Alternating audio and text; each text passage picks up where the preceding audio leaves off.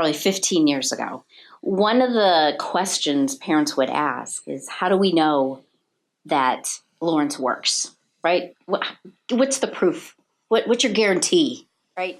And that was a big thing back 15 years ago because there were other organizations that were popping up everywhere, and they were providing parents with a guarantee that we could move your child from this point to this point.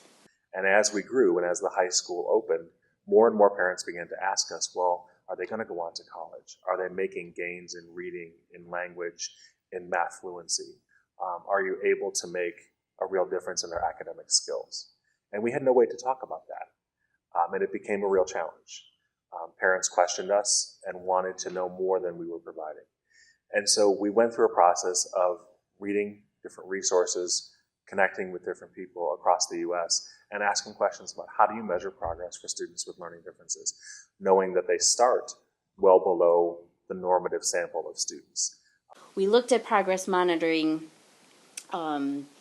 assessments and identified one that worked best for us. And so now we're at the point where we collect this data on a weekly or biweekly basis, and we give it to our parents in a graph format so that they can see the child's growth individually. And I can also take that data and look at the program itself and make sure that programmatically we are making changes.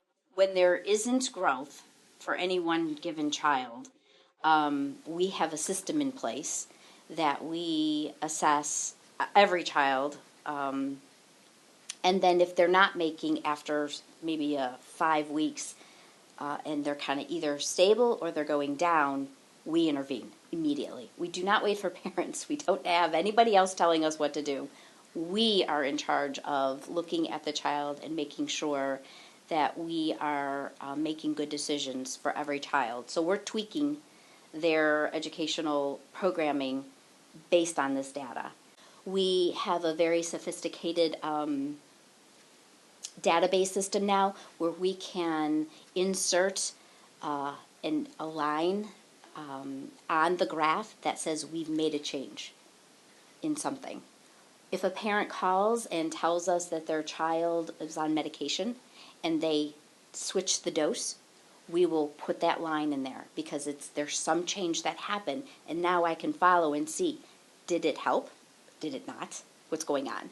And so we had a student who was not progressing in math, and we re-administered the test. We changed the test protocol. We did a shorter test, did a variety of things with the test itself. The student was still not showing progress. So it indicated that there was a problem within the instruction, within the curriculum that we were using for that student. And so we adjusted and moved the student to a multisensory math curriculum, where it was very much about first the concrete, manipulating items, playing with manipulatives to see in a concrete way what the math really meant. And then representational within the problem itself, seeing the represented figures and those kinds of things, to the abstract. So that's the algebra, A plus B equals 2, or whatever the problem may be. So we went from concrete to representational to abstract. And immediately with that student, we began to see the progress we were expecting, because we were now doing this in a way that made sense to him. It's made a difference in the way that we think about how to intervene, how to track it. We love data. I think we were very fearful when we first started.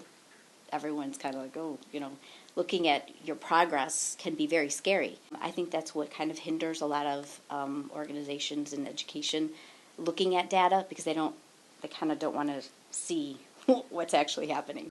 It's very interesting for them to see how their class moved as a group, and also to see how individual students are moving. And they are absolutely using those results in order to change their instruction, to change the curriculum, in order to meet the needs of students who may not be progressing. We also talk about it collaboratively as a school. How is the school progressing? One of the things we're most proud of at the upper school is that we've been able to close the gap in reading and language usage for students with learning differences. Most of our students are performing at the normative sample, which is remarkable considering where they started. The gap was very wide. It's very exciting to see what we see and to know that the program is effective. I feel relieved as the school leader to be able to say to parents, we are making progress. Things are getting better. The students are more successful. And also to be honest with parents and saying, you know what, we're not seeing the progress that we wanted, so we're going to change things in the following way. We're being honest about what we're able to do, and I feel good about that.